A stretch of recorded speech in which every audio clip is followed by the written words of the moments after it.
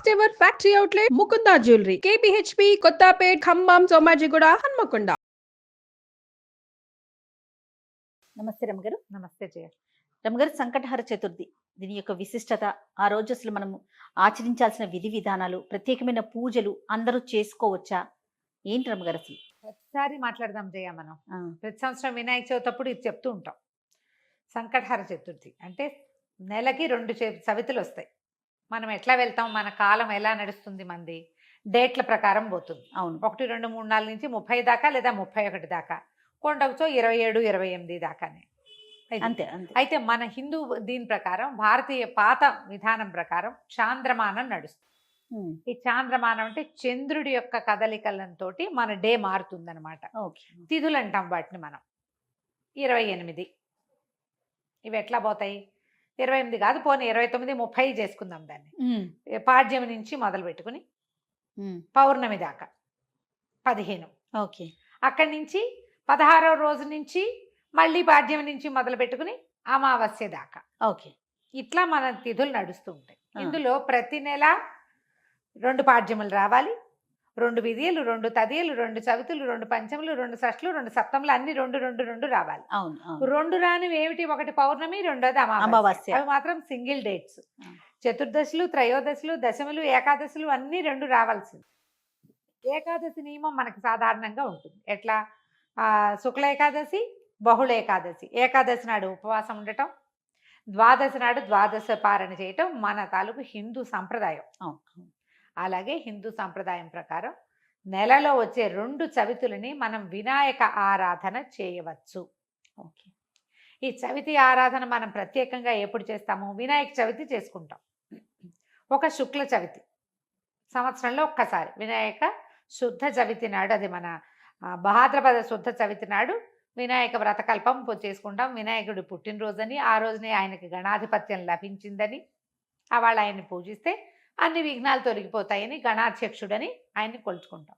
అలాగే ప్రతి నెల వచ్చేటువంటి కృష్ణ చవితి నాడు, బహుళ చవితి నాడు వినాయక ఆరాధన చేస్తే సమస్త విఘ్నాలు తొలగిపోతాయి అనేది ఒక ప్రత్యేకమైన నియమంగా చెప్తారు. ఓకే. ఈ నియమాన్ని మనకంటే ఎక్కువగా తమిళులు పాటించేవారు.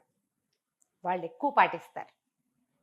మనకి జాతకంలో కేతు ప్రభావం ఎక్కువగా ఉన్నా, ఏ పనైనా మొదలుపెట్టి ఎప్పటికీ అవ్వకపోతున్నా, పిల్లలు చదువుల్లో వెనకపడుతున్నారనిపించిన, దీనికి మన ఇంట్లో ఉండాలి వ్రతము నియమము ఏం లేదు. పెద్దవాళ్ళు చెప్పిందే చెయ్యాలి, మన ఇంట్లో లేకపోతే చేయకూడదు అలాంటిది ఉండదు. సార్వజనీయమైన వ్యవహారం, ఎవరైనా చేసుకోవచ్చు. మనమే ప్రాబ్లమ్స్లో ఇరుక్కుంటున్నాం. ఏ పనైనా మొదలు పెడితే అవటం లేదు, అన్ని అడ్డంకులే దానికి. ఓకే. వ్యాపారాలకి, చదువులకి, ఇంట్లో ఏదైనా వస్తువులు తరచుగా పాడైపోవటం, ఇది కూడా జ్ఞాపకం పెట్టుకోండి. మిక్సీ రిపేర్ చేయిస్తావు, వెట్ గ్రైండర్ పడుకుంటుంది. దానికి ఏదో చేయిస్తావు, వాషింగ్ మెషిన్ ప్రాబ్లం వస్తుంది, అది అయిపోయింది, సూయింగ్ మెషిన్ పడుకుంటుంది. ఇట్లా రిపేర్లు చేస్తూ ఉన్న వాళ్ళు ఉంటారు చూడు. నేను కూడా ఉన్నా ఆ లిస్ట్ లో. అవునండి. నేను ఒకటి రిపేర్ చేస్తే ఇంకోటి వస్తుంది. ఒకటి మొదలు పెడితే పాపం లిస్ట్ వస్తుంది, వస్తూనే ఉంటుంది. మా వాళ్ళ ఇంట్లో ఎక్కిరిస్తున్నారు, ఒకటి రిపేర్ చేయకుండా ఉంచుకుంటే అది ఒకటే ఉంటుంది నీకని. అట్లా ఒకటి వస్తుంది. ఏమీ లేవనుకో, మెళ్ళ పెట్టుకుంటే నల్ల పసలు కొలిసని టిక్కని విరుగుతుంది, ఆ పస విరిగిపోతుంది. నిజంగా నిజం రవి గారు. చెవిదుద్దులు సీలలు విరిగిపోతాయి. కొంతమంది జాతకాలు ఉంటాయి చూడండి,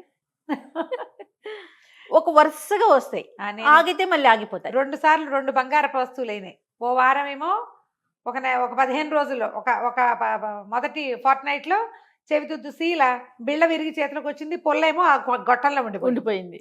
ఇదేమిట్రా ఇలా అయింది, దీన్ని చేయించాలి అనుకుంటున్నా. సరిగ్గా 15 days తిరగంగానే చిన్న గొలుసు ఒకటి పెట్టుకుంటాను నేను, హుక్ దగ్గర విరిగింది. దాన్ని రిపేర్ చేయించా, చెవిది ఈ గొలుసు విరిగింది. గొలుసు ఇంకా రిపేర్ చేయించలేదు, ఉంచారు. మళ్ళీ ఇంకోటి వస్తుందని. నెక్లెస్లు అవి లింకులు ఊడిపోతే ఏం చేస్తాను, అలా అనిపిస్తుంది నాకు. ఇలాంటి వాళ్ళు వీళ్ళందరూ సంకటహర చతుర్థి చేసుకోవచ్చు.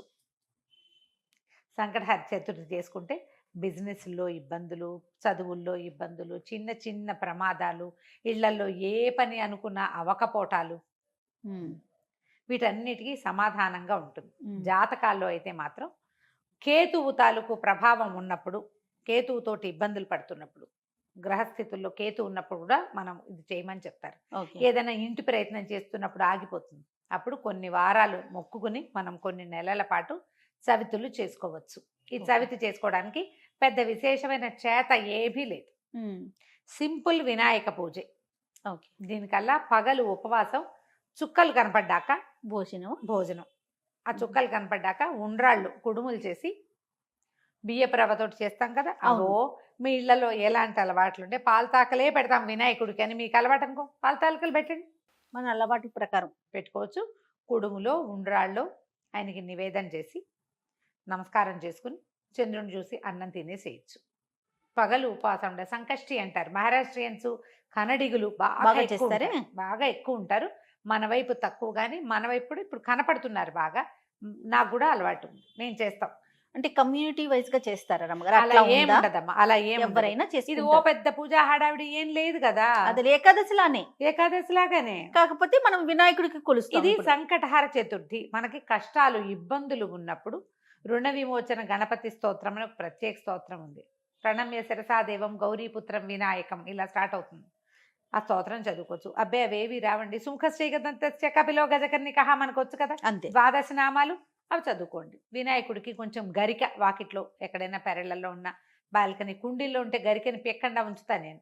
ఆ వినాయకుడికి పెట్టుకోవచ్చు అని చెప్పి బుధవారం నాడు పెట్టచ్చులే అని ఆ 2 గరిక పోచలు వినాయకుడికి సమర్పించడం, ఉండ్రాళ్ళు సమర్పించి నమస్కారం చేసుకోండి. ఇది చాలా మంచిది. మరి పసుపుతోటి వినాయకుడిని చెయ్యాలి అదేదో సిద్ధాంతంగా చెయ్యొద్దమ్మా. ఎంత సింపుల్గా అయినా చేసుకోవచ్చు. సాయంకాలం సమీపంలో ఉన్న ఏ దేవాలయంలోనే గణపతి చతుర్థులు చేస్తారు. అన్ని చోట్ల వినాయక ప్రతిష్ట ఉన్న ప్రతి చోట సంకటహర చతుర్థి పూజ చేస్తారు. వెళ్ళి గుళ్ళో పూజ చేయించుకోండి, హాయిగా ఇంటికి వచ్చి భోజనం చేయండి. అంతే. కుడుములు ఏమైనా ఉండి మీ గుళ్ళో వాళ్ళు ఒప్పుకుంటే, ఆ దేవాలయం పద్ధతిని బట్టి కదా, ఒప్పుకుంటే మీరే కుడుములు తీసుకెళ్ళి స్వామివారికి అక్కడ నివేదన చేసి అందరికీ ప్రసాదం పంచిపెట్టండి.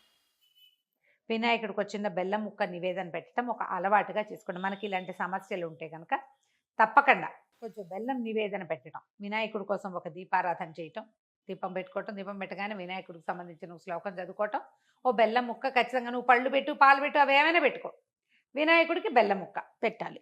ఇలా నివేదన పెడితే మనకి చాలా సమస్యలు తీరుతాయి. ఇప్పుడు నవంబర్ 1 వచ్చినట్టుంది. అవునండి. అంతేనా? అవును. ఆ ప్రతి నెల చూసుకోండి, క్యాలెండర్లో ఉంటుంది. మీరు ఈజీ మెథడ్ ఏంటి, క్యాలెండర్లో నోట్ చేసి పెట్టుకోండి. ఇందులో మళ్ళీ ఒక స్పెషల్ ఉంది. మంగళవారాలు గనక ఈ చతుర్థి వస్తే చాలా విశేషం. అంగారక చతుర్థి అంటారు దాన్ని.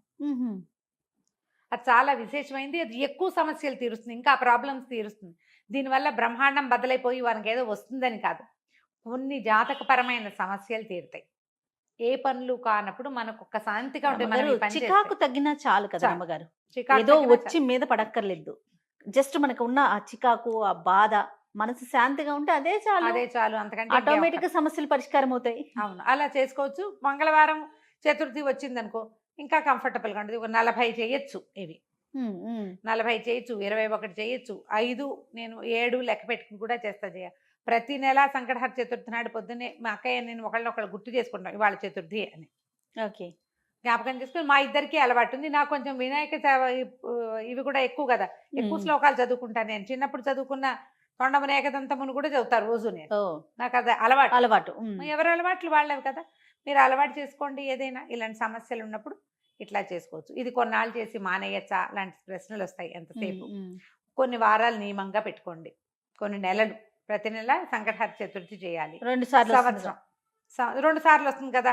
మీరు కృష్ణ చతుర్థి మామూలు చతుర్థి కూడా చేసుకోవచ్చు. లేదా నేను సంకష్టే చేస్తాను అంటే కనుక సంకష్టులు మాత్రమే చేసుకోవచ్చు, సంకటహర చతుర్థి మాత్రమే చేసుకోవచ్చు. ప్రతి నెల చేస్తే ఇప్పుడు సంవత్సరం చేద్దామని మొక్కున్నాం అనుకోండి, 12 అవుతాయి. ఒకవేళ మధ్యలో ఒక నెల పీరియడ్ వచ్చింది, ఆడవాళ్ళకి సమస్యలు వస్తాయి, ఇంకోసారి మళ్ళీ మొదలు పెట్టక్కర్లేదమ్మా, కంటిన్యూ చేసుకోవచ్చు. దీనికి మీరు ఈజీ మెథడ్ ఏంటంటే, ఇప్పుడు స్మార్ట్ ఫోన్లు వచ్చినాయి కాబట్టి స్మార్ట్ ఫోన్లో చూసుకుని పెట్టుకోండి డేట్లు. నేనైతే క్యాలెండర్లో రౌండ్ ఆఫ్ చేసి పెట్టుకుంటా ఇవాళ చతుర్థి అని. వాళ్ళు కూడా ఎర్ర వినాయకుడు బొమ్మ వేస్తుంటారు, అక్కడ వినాయకుడు బొమ్మ కనపడుతుంది, టీటీడీ వాళ్ళ దాంట్లో కనిపిస్తూ ఉంటుంది.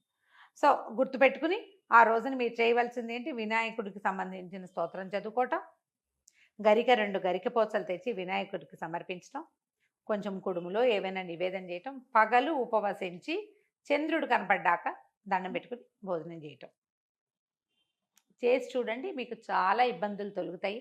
పెద్ద విశేషంగా ఏదో మాత్రం కాదు, మంచిది.